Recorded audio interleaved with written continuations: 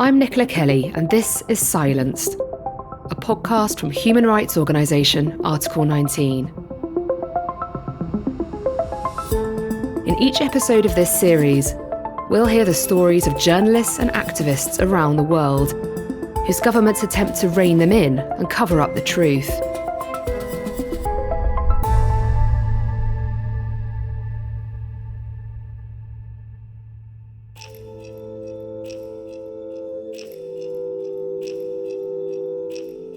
As Russia continues to attack cities and towns across Ukraine, journalists like Olga Tokariuk are engaged in their own battle to get impartial information out to the world about what's really going on there. Speaking from a bomb shelter in the west of Ukraine, Olga describes here the threats facing journalists covering the invasion, efforts to ensure a free media space, and the far-reaching tentacles of the Russian propaganda machine.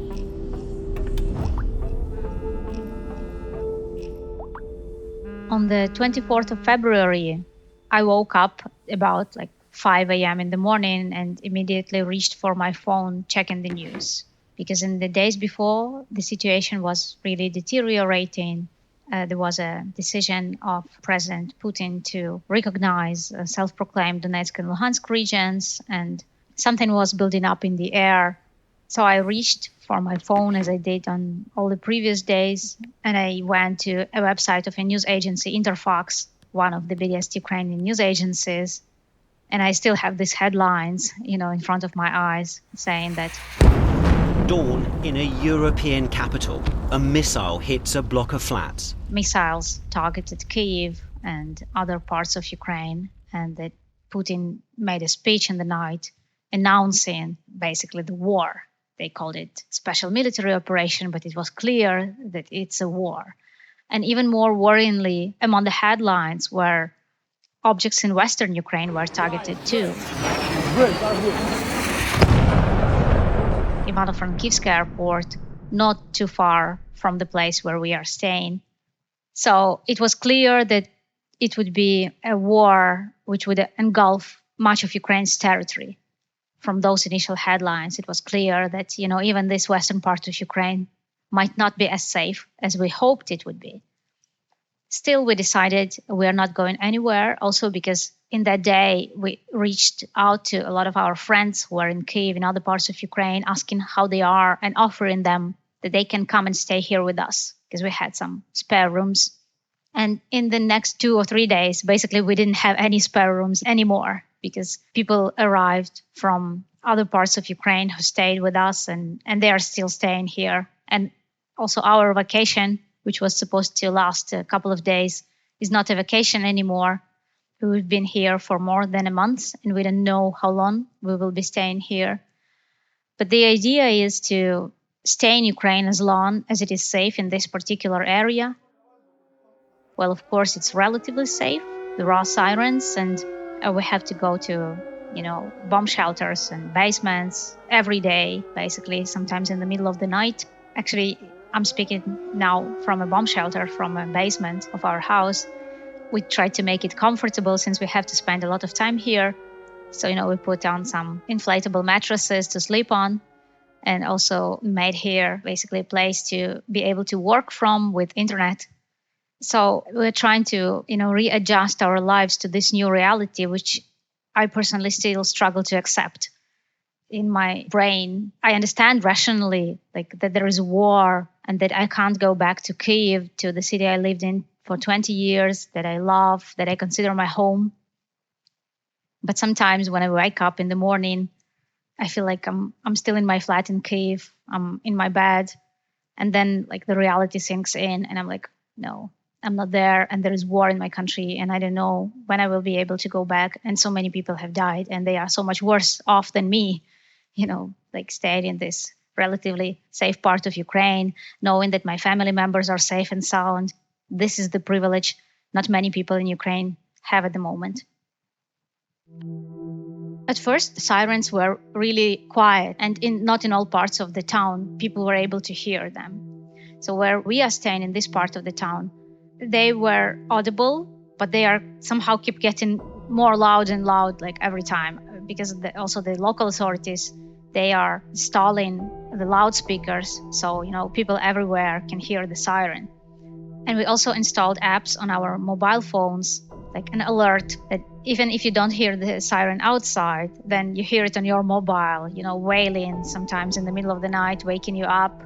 It's impossible to miss it. And somehow it has become almost something you're already used to. Like we do not panic, like I do not panic, we know what to do, like even kids, they know what to do. And then there is another siren when it's all over, and there is this reassuring voice of one of Ukrainian officials that you can go back to a normal life. It's supposed to be reassuring, but you know that your normal life basically now is a time between one siren and another.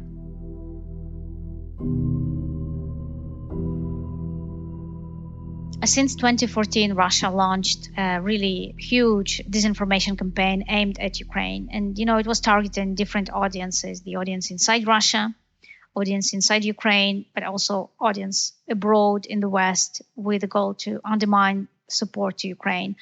And they were focusing on several narratives that are still persistent and that they are voiced now increasingly also by Russian officials, by Russian president. So one of these narratives was that Ukraine is a country full of Nazis, far-right elements, and therefore, it's not a country that is a part of a civilized world, and other countries, shouldn't deal with it. Another narrative was that Ukraine is a failed state. That basically, it's very corrupt, nothing is functioning in Ukraine, and therefore not worthy of the Western support. And of course, a narrative about alleged human rights violations against Russian-speaking population or Russian nationals or people of Russian ethnicity in Ukraine. Well, all these narratives were really overblown by Russian propaganda and disinformation, and they penetrated also in a big part the Western discourse on Ukraine. Because while there is some truth to each of these narratives, it is not true that these problems were as acute and as grave as Russia presented them. And I think the fact that, these narratives were circulating basically unrefuted and undebunked for so long inside Russia, first of all, I think this was also one of the reasons that made this war and this invasion possible. Because Russian propaganda machine has been basically dehumanizing Ukrainians, speaking about them as Nazis, sometimes even using really degrading words such as insects and cockroaches, something that, has been used before, in Rwanda genocide, in other places. I think that the responsibility of the propaganda machine and the workers of Russian media, whom I cannot call journalists, in this war is also very, very big, and it shouldn't be underestimated. And this is something that should be dealt with after this war is over, because the way they were preparing Russian society for this war, spreading hatred towards Ukraine and also spreading these lies about Ukraine on a global level, this is an important factor in what is happening now. And, it shouldn't be overlooked, and the lessons should be drawn from that. And those responsible for that should be held accountable, because the war is not only waged on the battlefield with tanks and military vehicles and missiles and, air defense systems. It's also waged in the media space. And Russia has been waging this war against Ukraine at least since 2014, when it understood that Ukraine is slipping away from them and they are not able to control it the way they used to, by having their nationals and their control over basically every sector of Ukraine, the economy, politics, media. They lost it in 2014, and they launched this huge propaganda against Ukraine, aiming to somehow bring Ukraine back under their control. And when they saw it failed, they launched a full-scale war.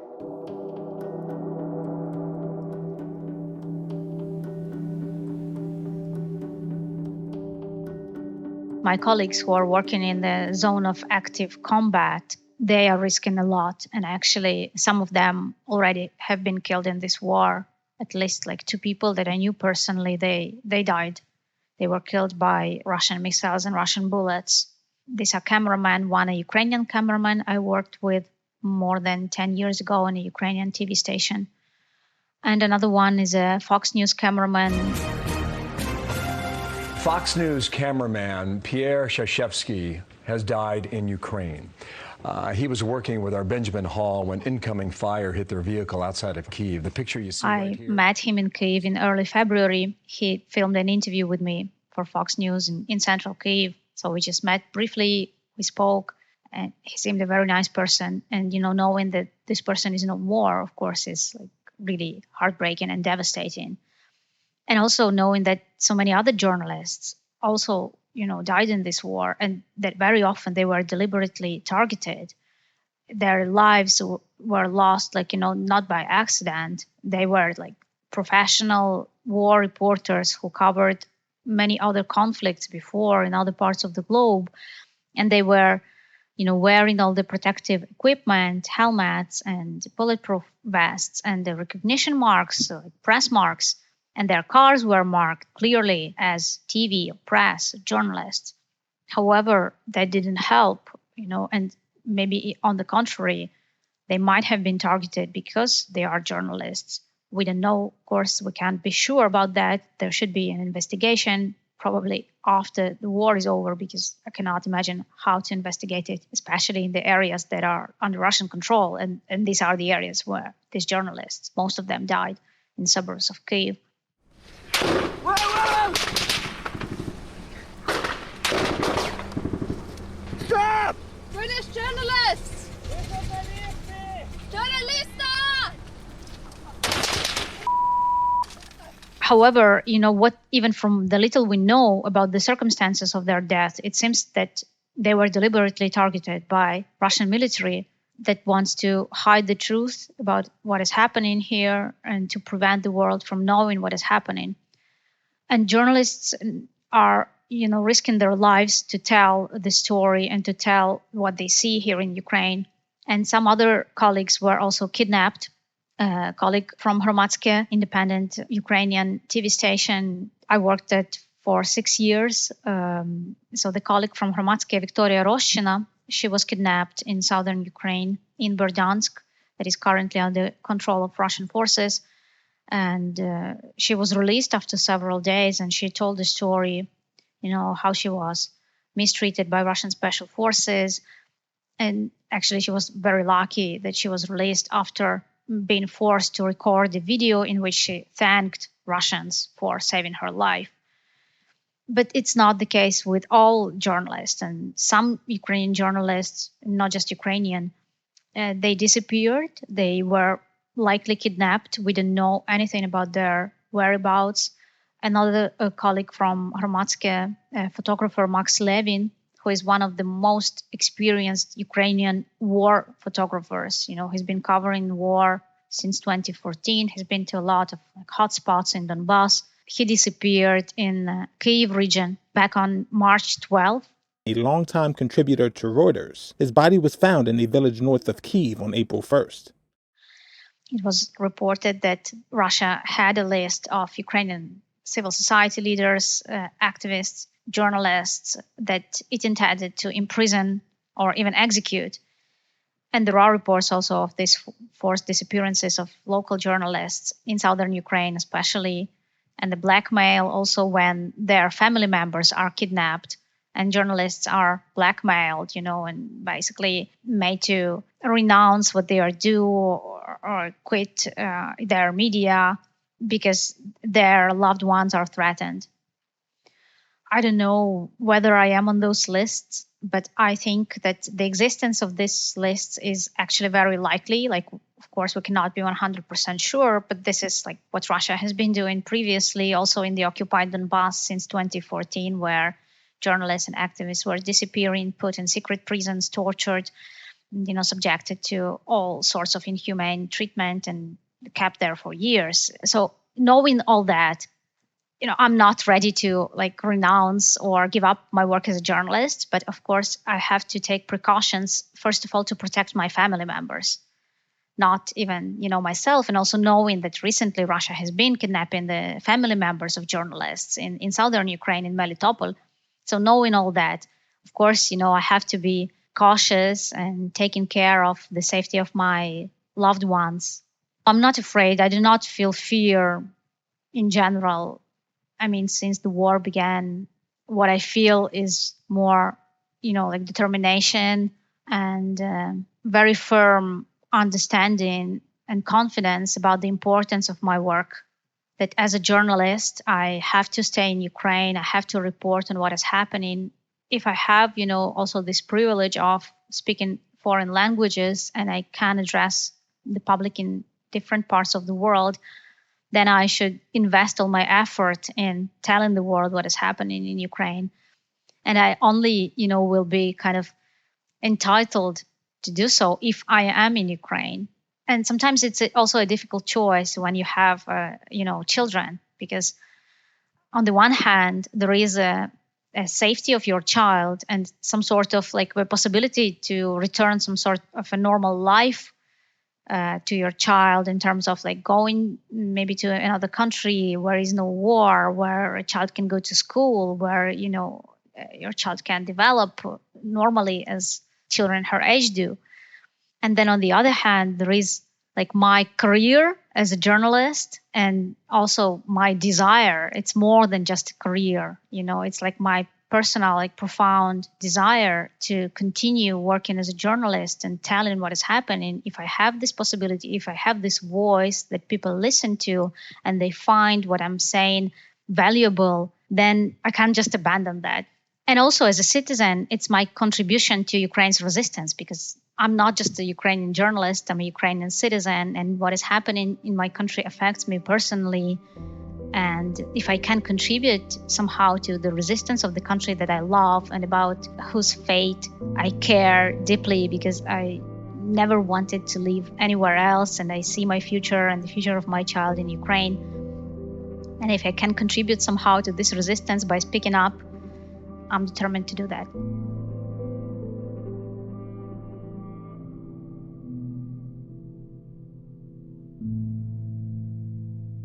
Проголосити 24 серпня 1991 року Україну незалежною демократичною державою.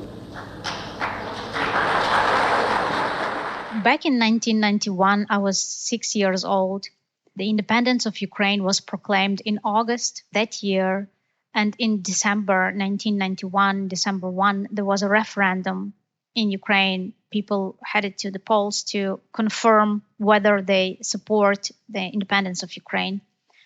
And we lived in a small town in Western Ukraine with my parents and my sister. And I remember that day that they took me at the polling station with them. And of course, like I knew that they were going to vote in support of Ukraine's independence. And, while being 6 years old, I didn't really understand like profoundly what it meant.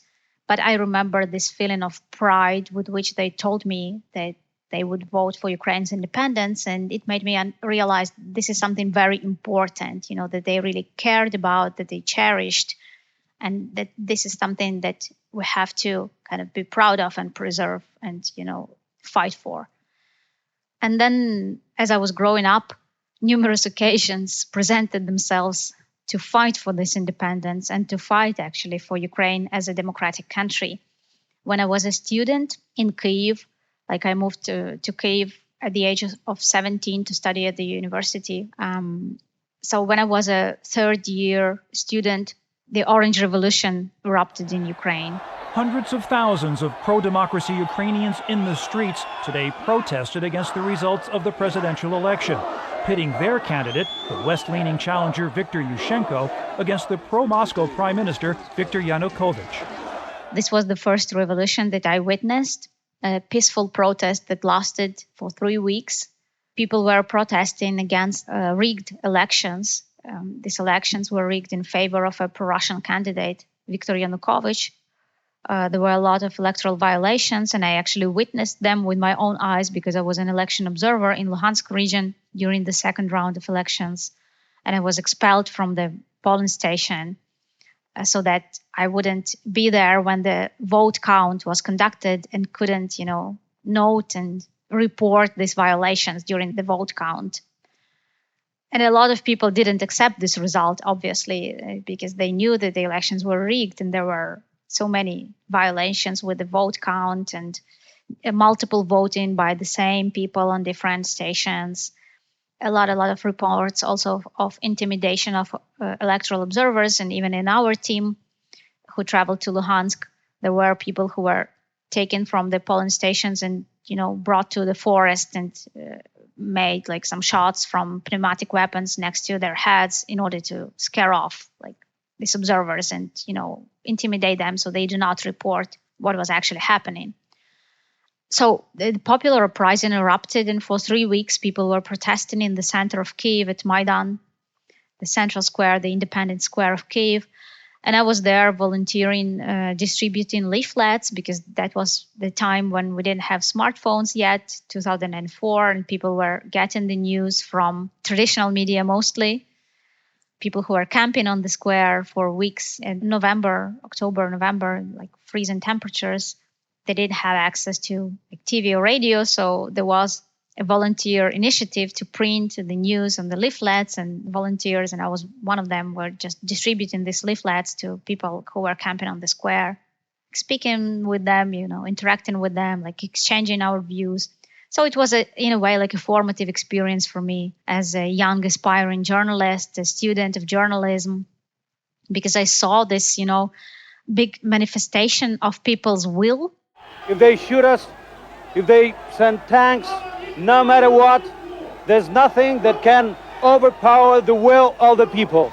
And that people can make a difference, because in the end, the revolution was successful. Protesters achieved their goals, and there was a third round of elections in which, in a transparent vote, a pro-Western candidate, Viktor Yushchenko, won. These are the scenes that triggered the breakup of Ukraine.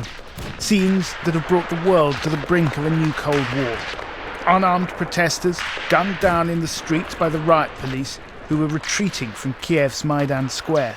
Then in 2014, I wasn't a volunteer anymore. I was already working as a journalist. Actually, I quit a job in the middle of the revolution because I was working at one of like big Ukrainian TV stations that was owned by an oligarch, Rinat Akhmetov. And initial coverage of this TV station of the protests was not very balanced. It was like really, skewed. I was given guidance and censored by my superiors at that TV station because they were saying like I cannot report, for example, what the then U.S. Secretary of State John Kerry said in support of the protesters. What has already happened is a brazen act of aggression in violation of international law, in violation of the UN Charter, in violation of the Helsinki Final Act, in violation of the 1997 Ukraine-Russia basing agreement. Russia has engaged in a military act of aggression against another country. And they said, well, we are not reporting, we are not like given this quote because this is against our editorial policy. And of course, like I couldn't like tolerate that because that was like pure censorship. And when the first protesters were killed in Maidan, like on the day I like resigned, I said like I quit this job without like knowing where I will be working and whether there will be like another, like medium that I can join. But I just couldn't like tolerate this because I was feeling that journalists have a responsibility, and their coverage, it is influencing, it is having an impact on millions of people who trust this coverage and who trust these journalists, who might not be, thinking that they are being lied to. And I didn't want to be a part of this like lie machine. Well, of course, Ukrainian TV back in 2014 or 13 still is nothing compared to Russian TV, which is like complete lies and propaganda. But even, in this, maybe for someone it would seem like tiny thing. Okay, we're not giving a quote of John Kerry, who cares? But for me, it was like significant, because it meant that there are topics that we cannot report on. And this is something that I couldn't accept as a journalist.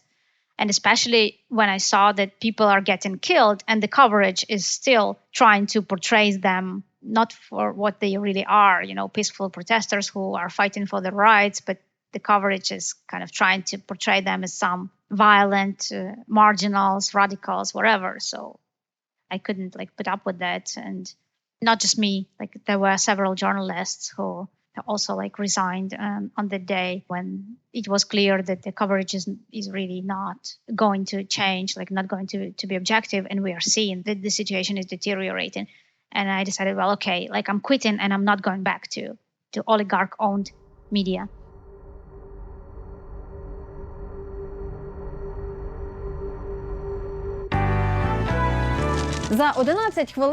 In April, I went to Hromadske, this new TV station that was launched basically simultaneously with the beginning of the Revolution of Dignity. It was a coincidence, in fact, like some of my colleagues. I wasn't one of the founders of Hromadske, but some of my colleagues from like previous work experience, they were launching this new TV station.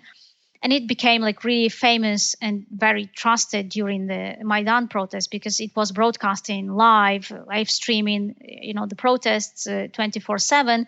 And for a lot of people, it was like a primary source of information about the protests because, as I said, like the oligarchic-owned TV stations, the coverage was edited, some things were omitted, some things were not reported, and people were aware of that. People in Ukraine, they knew that they cannot trust the mainstream media, so they turned to the smaller independent outlets that appeared before or simultaneously with the protests, and Hromadske was one of them.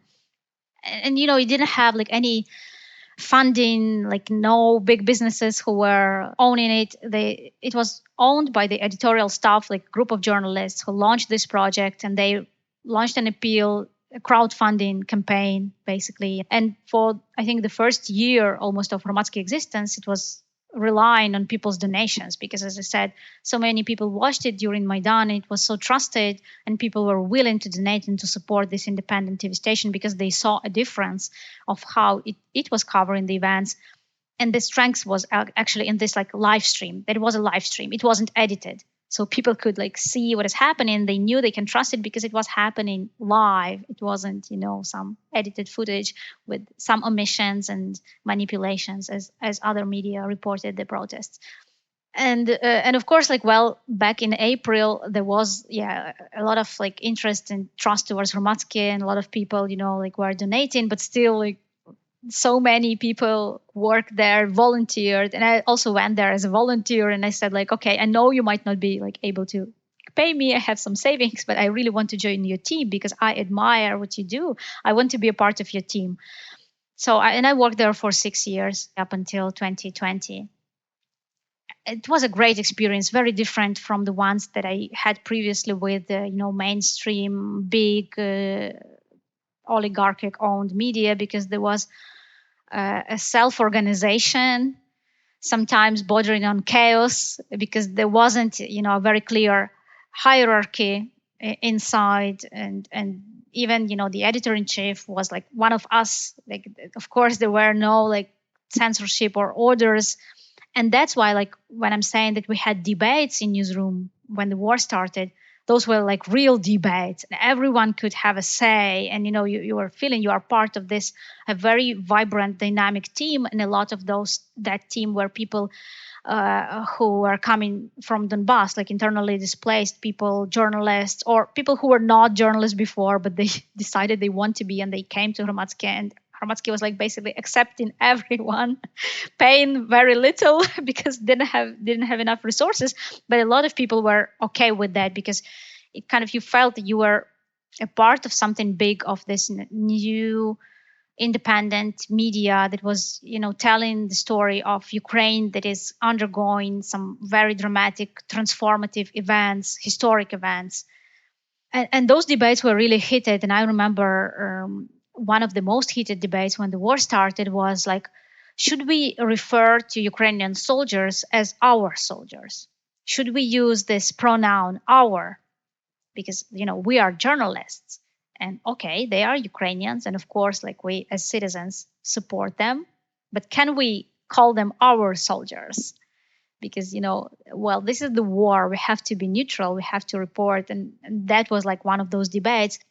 And actually, it's interesting that, of course, every newsroom and every media, they approach this reporting on war in their own way. And there were some TV stations in Ukraine that were actually adopting this very patriotic stance in, reporting the war, who were actually using our soldiers. Some Ukrainian media, they were reporting in a more kind of emotional, I don't know if I can say partial way. And then, of course, there were pro-Russian TV stations where our guys were different ones. So, like, generally speaking, if like we are assessing whether there was a freedom of speech in Ukraine between 2014 and February 24, 2022, I think there was definitely. And that is mostly due to this diversity of the media scene in Ukraine. There was like a variety, pluralism. So when this war is over and Russian war criminals are taken into account, those who gave orders to, bomb civilians and kill children, I hope there would be also a separate investigation and a trial into the role of Russian propagandists in all this. And also, I think other countries should draw lessons from that. Because if it goes uncountered for so many years, then eventually it can lead to terrible atrocities that we are seeing here.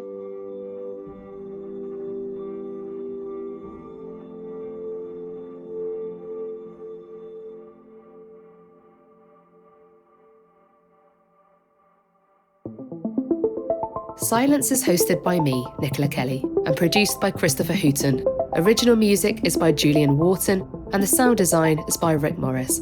Special thanks to Olga Tokariuk for speaking to me. Now, I promise this next thing will take less than 5 seconds. We would really appreciate it if you could leave a rating or review of the podcast wherever you're listening. It really does help other people to find us.